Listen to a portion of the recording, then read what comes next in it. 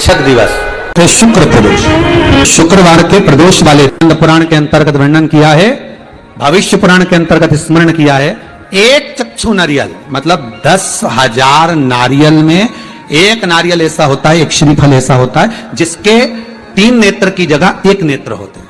कितने नेत्र होते हैं? 1 नेत्र। श्रीफल जो नारियल आप कलश पे रखते हो, जो नारियल आप मंदिर में ले जाते हो, पूजन करते हो, तो 3 चक्षु नारियल, 3 नेत्र वाला नारियल, अर्थात नारियल की जहां जटा होती है उसके 3 नेत्र होते हैं, 3 चक्षु होते हैं। और 1 चक्षु वाला, 1 नेत्र वाला 10 से 15,000 श्रीफल में नारियल में एक नारियल ऐसा होता है जिसका 1 नेत्र होता है, उसमें 3 नेत्र नहीं होते, एक चक्षु होता है। तो महाराज शिव पुराण कहती है, स्कंद पुराण कह रही है कि 1 चक्षु जो नारियल होता है उसको शुक्रवार का जब प्रदोष पड़े, जिसको कहते हैं शुक्र प्रदोष। कौन सा प्रदोष होना चाहिए? शुक्रवार का प्रदोष। तो शुक्रवार के प्रदोष वाले दिन उस नारियल को एक बेलपत्री के साथ में महाराज अंदर तिजोरी में या अलमारी में, या आपकी जहां बरकत होती है, दुकान का जहां व्यापार व्यवसाय चलता है, अलमारी होती है या गुल्लक होती है या तिजोरी होती है या अलमारी होती है, उसमें उसको रख दिया जाता है। कब रखना है? शुक्रवार का प्रदोष के दिन। और शुक्र प्रदोष के दिन उसको रखने के बाद में दूसरा दिन, अर्थात शुक्र प्रदोष के दिन रख दो और शनिवार के दिन उसको निकाल लो, और निकालने के बाद उसको पूरे घर में घुमाने के बाद में श्री गणेश जी के मंदिर में, जो भी तुम्हारे घर में, तुम्हारे गांव में, तुम्हारे नगर में जो गणेश जी का मंदिर हो, उस मंदिर में ले जाकर उसको रखी आइए। वहां से मात्र 1 दुर्बा लेकर आइए, गणेश जी महाराज की चढ़ी हुई केवल 1 दुर्बा, और उस दुर्बा को दरवाजे की देहली पर छुलाकर उस दुर्बा को अपनी अलमारी में, अपनी तिजोरी में उसी दिन रख दो जिस दिन लेकर आयो महाराज। कभी जिंदगी में लक्ष्मी की कमी नहीं आ सकती, पर होना चाहिए 1 चक्षु नारियल। कभी संपदा की कमी नहीं आ सकती, कभी आपको नीचे की ओर नहीं जा सकते, आप उन्नति की सीढ़ी पर ही चढ़ोगे, अगर नहीं बढ़ो आगे ही बढ़ो। तो 1 चक्षु नारियल, तो जीवन का आनंद सुख। तो उसी तरह शंकर को पाना, शिव का स्मरण करना या शंकर का अनुमोदन करना। महाराज 1 चक्षु नारियल हो, और वो 1 चक्षु नारियल जिसके 1 नेत्र हो, और वो नारियल अगर शुक्रवार की प्रदोष हो और प्रदोष काल में उसको अलमारी में, तिजोरी में रखा जाए बेलपत्र के साथ, और उसी श्रीफल को दूसरे दिन गणेश जी के मंदिर में संपूर्ण घर में, व्यापार में घुमाकर रखा जाए, वहां से मात्र 1 दुर्बा लाकर रखी जाए, कभी संपदा की कमी नहीं आ सकती। ये उसी तरह शिक्षक दिवस की महत्वता क्यों है? क्योंकि शिक्षक अपने शिष्य को, एक विद्यार्थी को, एक बच्चे को जो तैयार करे तो उसमें कोई कमी ना छोड़े, कोई कमी ना रहे। बनाए, कोई रोड बनाए, कोई पुल बनाए, कोई बिल्डिंग बनाए, थोड़ी बहुत गड़बड़ होगी चल जाएगा, थोड़ी बहुत गड़बड़ हुई चल जाएगा, पर शिक्षक, एक गुरु अपने शिष्य को जब तैयार करे तो उसमें कोई कमी नहीं रहना चाहिए, नहीं तो वो नहीं चल पाता। इसीलिए शिक्षक दिवस की महत्व। पहले तो अच्छे से सुन लेना भाइयों, शुक्ल पक्ष में जो प्रदोष पड़ती है वो लक्ष्मी की वृद्धि के लिए होती है, कृष्ण पक्ष में जो प्रदोष पड़ती है वो रोग और बीमारी को मिटाने की होती है। तो जितने उपाय आपको प्रदोष के बताए जाते हैं उस हिसाब से आप करो कि शुक्ल पक्ष की प्रदोष है तो लक्ष्मी का कोई उपाय करना है तो हमें शुक्ल पक्ष की प्रदोष पे करना है। शुक्रवार की अगर प्रदोष पड़ती है तो शिव नीलकंठ पर विराजमान होते हैं, करते हैं। महाराज ये एकादशी शंकर से कह रही है कि आपका स्थान ये नहीं कि आप कैलाश पर मिले, उस बार को, उस तिथि के दिन, उस अनुकूल प्रदोष सुख और शांति देती है। पर जीवन में एक बार प्रदोष का व्रत मौका मिले, जिस कामना से, जिस दिन का भाव आपके मन में आए कि मुझे रोग से मुक्ति पाना है तो ये प्रदोष मुझे करना है, मैं और रोग मुक्ति के लिए, हम जो भी आपके मन में आ रहा है, संतान प्राप्ति के लिए शनिचरी प्रदोष, आप उसका स्मरण करें। फिर लिखा शिव महापुराण में, बड़ा सुंदर लिखा वेदव्यास जी ने, मान लो आप प्रदोष का व्रत नहीं कर सकते, आप अगर व्रत नहीं कर सकते तो प्रदोष के दिन, प्रदोष काल में शाम का समय सूर्यास्त का कुछ पल, कुछ घड़ी के पहले से लेकर बाद तक का प्रदोष काल के अंतर्गत आप शंकर जी के मंदिर में जाकर 1 लोटा पानी, 5 बेलपत्र भी अगर समर्पित करते हैं तो संपूर्ण प्रदोष का फल आपके भाग्य में सफल हो जाए। शंकर भगवान ने कहा जब प्रदोष काल हो, शाम का समय हो, उस समय पर बेलपत्री, पीपल और आंवले के नीचे लक्ष्मी तो कुछ देर के लिए विराजमान हो जाना, जो तेरे इन वृक्षों के नीचे शाम को दीप लगाने आए उसके घर, तो पीछे पीछे चली जाना, बस इतनी कृपा कर देना। मंदिर में अगर कोई दिया रखा हुआ है और आप घर से इतनी बड़ी डब्बी ले गए, उसमें घी थी, बत्ती थी, माचिस थी, माचिस, बत्ती और घी डब्बी में तुम लेकर चली गई, दिया लेकर नहीं गई, तुमने दूसरे के रखे हुए दिए में अपनी बत्ती लगाकर आ गई हो, तो तुम हजारों बार बत्ती लगाना, जिसका दिया था उसी के खाते में वो दीप दान जाएगा, तुम्हारे खाते।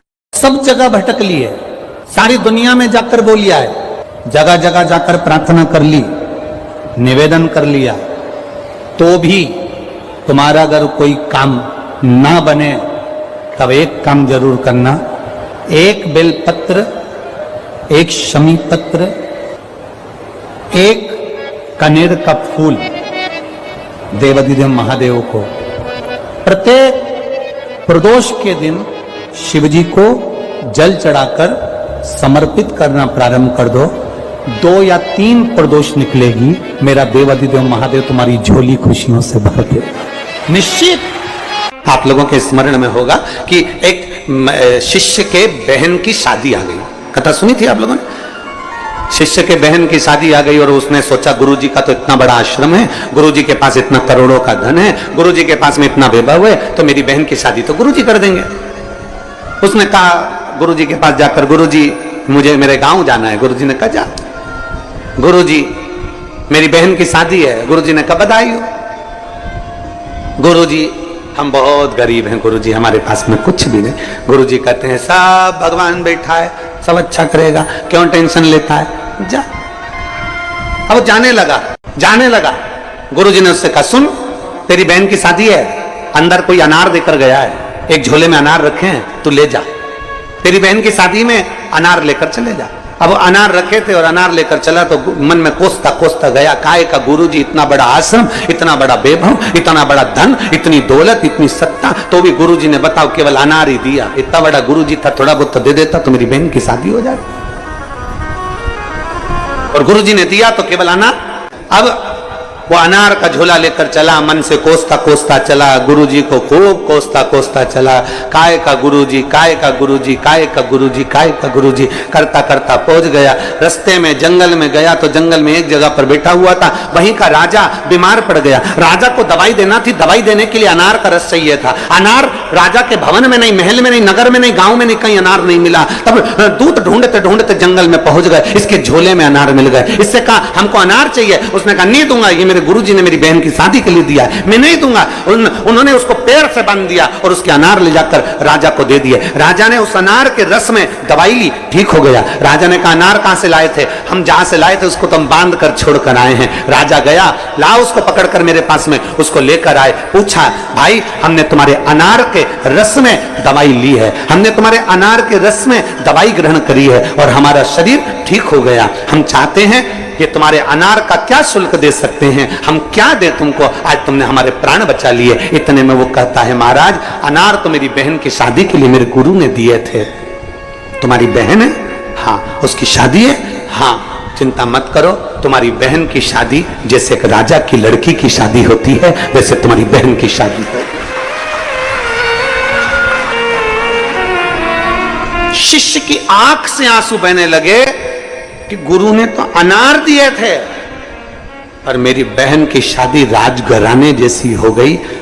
मतलब गुरु तो केवल कह देता है, गुरु तो केवल बोल देता है कि आपको 1 लोटा जल मंदिर तक लेकर जाना है। गुरु तो कह देता है कि श्री शिवाय नमस्तुभ्यम जपना है। गुरु तो कह देता है कि 1 बेलपत्र का सेवन करना है। गुरु तो कह देता है कि आपको शिव भक्ति को धारण करना है। ये गुरु कह देता है। आगे करना आपको, भजन आपको करना है, कीर्तन आपको करना है, मंत्र जाप आपको करना है, स्मरण आपको करना है। तेरे मंदिर में आना मेरा काम है और मेरी बिगड़ी बनाना। पत्री के वृक्ष के नीचे शंकर का शिवलिंग बनाकर पूजन करने से क्या फल मिलता है? तो कहा बेलपत्री के वृक्ष के नीचे पार्थिव शिवलिंग का निर्माण कर जब हम पूजन करते हैं, बेलपत्री के पेड़ के नीचे की ही मिट्टी को लेकर जब हम शिवलिंग बनाते हैं और बेलपत्री के पेड़ के नीचे ही जब हम पूजन करते हैं, तो बेलपत्री के वृक्ष में जितनी पत्तियां होती हैं उतने शिवलिंग के पूजन का फल हमको प्राप्त हो जाता है। आपको लग रहा है कि दुख समाप्ति नहीं हो रहा है, एक बीमारी से उठे दूसरी बीमारी में लग गए, फिर कोई दुख आ गया, फिर कोई दुख आ गया, फिर कोई तकलीफ आ गई, फिर कोई तकलीफ आ गई, बार बार आपको लग रहा है कि दुख पीछा ही नहीं छोड़ रहा। प्रदोष के दिन बेलपत्री के वृक्ष के नीचे और दूसरा दिया अपने दरवाजे की चौखट के बाहर, मतलब अपन बाहर खड़े होंगे, अंदर की ओर दिया नहीं, बाहर की ओर एक दिया बेलपत्र के नीचे देवाधिदेव महादेव से प्रार्थना कर कर, हे शिव शंकर, हे गौरी शंकर, हे शिव, आज प्रदोष का दिन, प्रदोष काल में आप भ्रमण के लिए निकलोगे नंदीश्वर के साथ में, ऐसी कृपा करना, आपके लिए मैंने द्वार सजाया है भोलेनाथ, आपकी दृष्टि मेरी चौखट पर भी कर देना, मेरी जिंदगी संवर जाए। इसलिए 2 दीप इसे प्रदोष के दिन, प्रदोष काल में एक दिया बेलपत्री के वृक्ष के नीचे लगाया है और दूसरा दिया जब आप घर में प्रवेश करोगे तो राइट हैंड पर ही लगाएं। कौन से हैंड पर लगाएं? राइट हैंड पर। ये प्रदोष की पूजन का विधान किसने बनाया? ये प्रदोष की पूजन का नियम किसने बनाया? ये प्रदोष की संध्या काल का, प्रदोष के समय का पूजन का विधान कौन बनाया? ये प्रदोष के समय पर एक बेलपत्र चढ़ाने का विधान किसने बनाया? प्रदोष के समय पर एक समीपत्र चढ़ने का विधान किसने बनाया? अगर मान लो कोई भिखारी से भिखारी व्यक्ति भी है जो ठेला चला रहा है, उसके पास में खाने के लिए कुछ नहीं है, फटे कपड़े पहन रहा है, उसकी जिंदगी में कुछ भी नहीं बचा और कर्जे में लदालूम हो गया, एक चावल का दाना अगर वो प्रदोष के दिन, प्रदोष काल में शाम के समय पर शंकर के शिवलिंग पर चढ़ा देता है तो 3 या 4 प्रदोष में उसका कर्जा चूकना प्रारंभ हो जाता है। प्रदोष का विधान इतना ये प्रदोष का वर्णन करा किसने? इतना प्रदोष की महत्वता बताई किसने?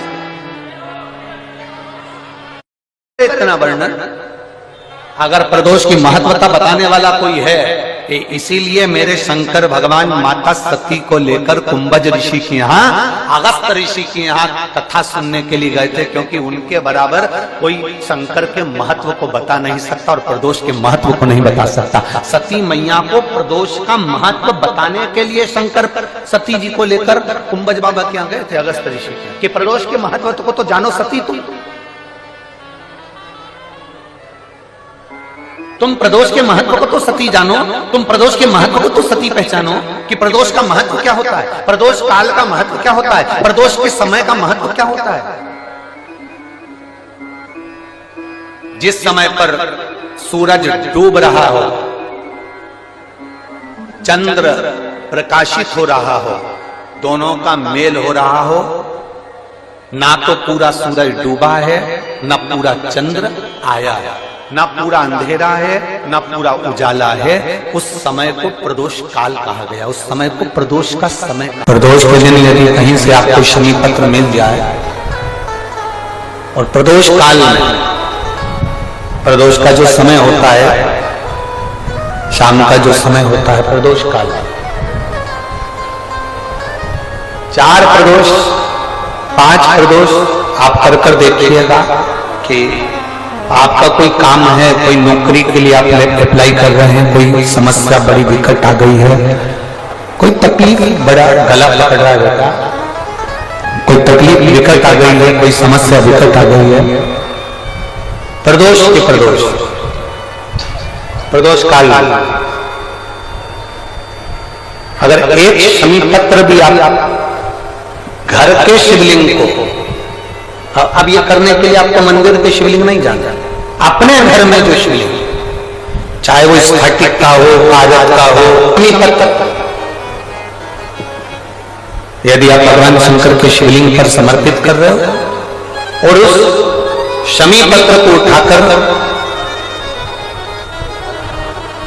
रात्रि को 9:15 की जो एक मुहूर्त होता है, एक समय होता है, जिस समय पर हम अपने मन की बात भगवान शंकर को कहते हैं, पूर्व में भी इसका 9:15 पर वो शमी पत्र को उठाकर एक कागज में, एक कटोरी में उसको रखते थे। 4 या 5 प्रदोष के उस समी पत्र को अपने पास में रखिए और जिस कार्य के लिए जा रहे हो उसको जेब में ऊपर के भाग में उसको रखकर लेकर जाइए, आपका वो कार्य सफल होकर ही रहेगा, वो रुक नहीं सकता। शमी पत्र में इतना बल होता है, प्रदोष का जो शमी पत्र होता है वो बड़ा बलवान बड़ा होता है। एक बार माता पार्वती जी ने भगवान शंकर से कहा, प्रभु ये संसार सागर बड़ा विचित्र है। तो शिव जी ने पूछा, पार्वती आप संसार में रहती हो, आप मृत्यु लोक में रहती हो, आप इस भूमंडल पर रहती हो और आप ही कह रही हो कि संसार सागर बड़ा विचित्र है? हाँ प्रभु, ये संसार बड़ा विचित्र है। और शिव जी ने पूछा वो कैसे? पार्वती जी बोली, प्रभु जिसको दुख मिलता है उसको दुख ही दुख मिलता चले जाता है, और जिसको सुख मिलता है उसको सुख ही सुख मिलता चले जाता है।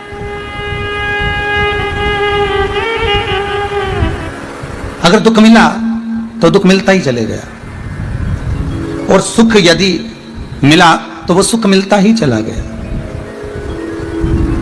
मेरा केवल इतना सा निवेदन है भोलेनाथ शंभो कि अगर किसी ने मान लो दुख झेल लिया, उसको दुख मिल गया, तो फिर उसको उस दुख से थोड़ा सा तो निजात मिलना चाहिए, थोड़ी तो राह मिलना चाहिए। भगवान बोले, पार्वती एक काम करो, तुम मेरे साथ सबसे पहले तो मृत्यु लोक में चलो। आप मेरे साथ पहले पृथ्वी पर चलो, और इस मृत्यु लोक में जहां अपन कैलाश पर बैठे हुए हैं, तो कैलाश से छूटकर अपने गांव में चलते। पार्वती जी ने पूछा, गांव में जाकर क्या करेंगे? नहीं, पहले आप रूप रखो, और एक जो संसार का मनुष्य जैसा रूप रखता है, संसार का मानव जैसा रहता है, वैसे आप मेरे जैसे बनकर आप मेरे साथ चलो। मैं भी ये जटाजूट बांधकर नहीं जाऊंगा, मैं भी ये जटा पहनकर नहीं जाऊंगा, और मैं भी ये मृगशाला पहनकर या बागंबर पहनकर नहीं जाऊंगा, मैं दिगंबर बनकर भी नहीं जाऊंगा। मैं तो एक संसार का जो मानव होता है वैसा की वैसा ही बनकर आपके साथ में जाऊंगा। आप एक गृहिणी बनना, और आप एक गृहिणी बनकर और मेरे साथ में चलो, और अपन एक गांव में प्रवेश करते हैं, और वहां थोड़े दिन रहकर आपको मालूम पड़ेगा कि दुख मिलता है तो मिलता ही चले जाता है, और सुख मिलता है तो मिलते ही चले जाता है। उसका कारण क्या है? देव महादेव जब अपने ससुर को बकरे का मुख लगा सकते हैं, अपने पुत्र को जब हाथी का चेहरा लगा सकते हैं, संपूर्ण विश्व का कल्याण करने वाला वो देवाधिदेव महादेव, संपूर्ण आनंद देने वाला प्रथम डॉक्टर है, वो पहला, कोई दूसरा नहीं। पार्वती से कह रहे चलो हमारे साथ, और एक गांव में अपने को चलकर रहना है। और दुख क्यों मिल रहा है? सुखी व्यक्ति को सुख ही क्यों मिल रहा है? दुखी व्यक्ति को दुख ही क्यों मिल रहा है? उसका कारण समझना है। और शंकर पार्वती को लेकर गए, गांव में पहुंच गए। गांव के लोगों ने पूछा, कहां से आए हो भाई? शंकर भगवान बोले, बस पास के 7 गांव छोड़कर आए हैं, और अब हमने वो गांव छोड़ दिया है, अब इसी गांव में रहेंगे। अच्छा अच्छा, कहां रहोगे? ये हमारा झोपड़ा पड़ा है, इसमें रह लीजिए। हाँ भैया, शंकर पार्वती उसमें रहने के लिए गए। पार्वती जी बोली, खाएंगे क्या? शंकर भगवान बोले, मैं भोजन की व्यवस्था करता हूं, तू जब तक भोजन बनाने की व्यवस्था कर ले।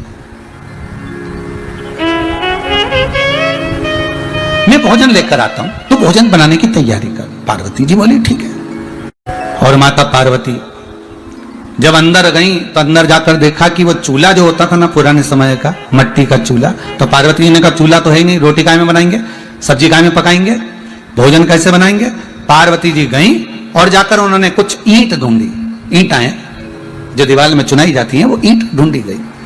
अब पार्वती जी बहुत सारी जगह गई पर वो ईंट नहीं मिली। बहुत ढूंढने के बाद पार्वती जी एक झोपड़े के पास गई। वो झोपड़ा झरझर हो रहा था, वो झोपड़ा टूट सा रहा था, बड़ा कमजोर हो चुका था। पार्वती जी ने वहां से एक ईंट उठाई, 2 ईंट उठाई, 3 ईंट उठाई, और उठाकर 4-5 ईंट पार्वती जी लेकर आई, और आकर उन्होंने चूल्हा बना लिया। शंकर भगवान आए सामग्री लेकर, और सूखा सामान लेकर शंकर भगवान ने आकर कहा, ले पार्वती भोजन बनाओ, तैयारी करो। चूल्हा बनाया। पार्वती कहे, हाँ, ईंटें कहां से लेकर आई हो? पार्वती जी ने कहा, वो एक मकान था ना, वो झरझर हो रहा था। एक मकान जो था ना, वो टूट रहा था। एक मकान बड़ा कमजोर सा हो गया था, वो कुटिया, वो झोपड़ा, वो एकदम जर्जर सा हो गया था, उसकी ईंटें निकल रही थी। तो मैंने सोचा 4-6 ईंट इसी में से निकाल कर ले जाऊं। दूसरे के मकान की ईंट में लेकर आ गई और मैंने चूल्हा बना दिया। शंकर भगवान बोले, पार्वती गजब करा तुमने, इतने सारे गांव में मकान है, एक से बढ़कर एक बने हुए हैं, और कहीं से ईंट लेकर आना था तुमको, और कहीं से ईंट लेकर आ जाते, फिर यहीं की ईंट क्यों लाने की जरूरत थी? बेचारा का मकान तो वैसे ही जर्जर हो रहा है, वैसे व्यक्ति का मकान जर्जर हो रहा है, वैसे ही टूट रहा है, वैसे वो मकान इतना जर आ रहा है, और तुम ऊपर से उसमें जो ईंट लेकर आ गई उसकी यहाँ की। अरे पार्वती, अगर लाना था तो किसी अच्छे मकान की लेकर आ जाती।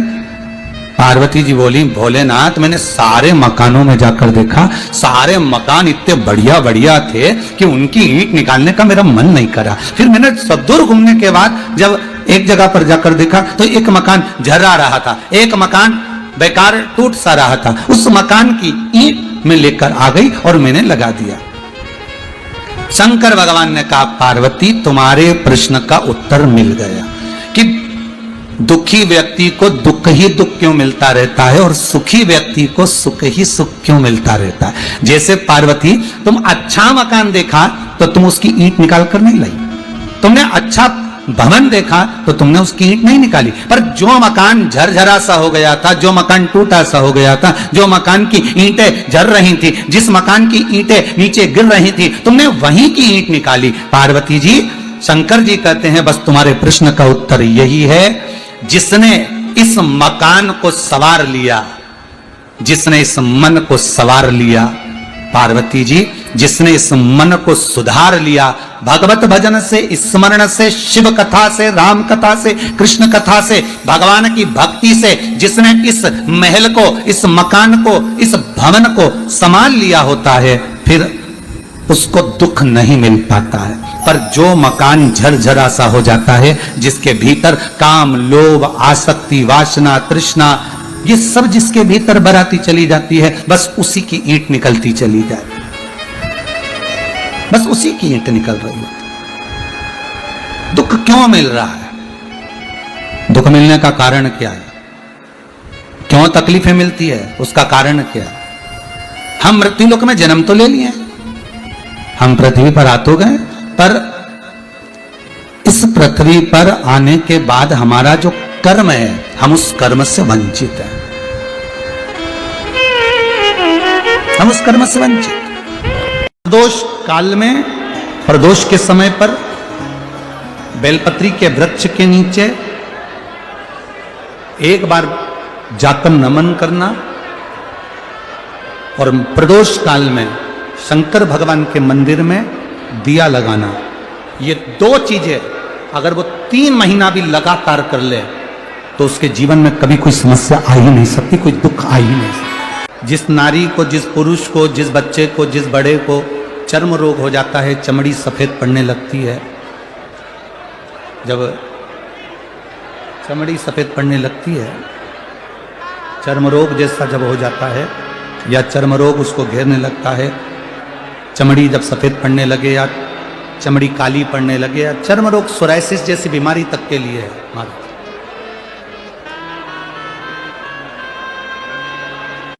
बेलपत्री के वृक्ष के नीचे की मिट्टी, बेलपत्री के वृक्ष के नीचे की मिट्टी,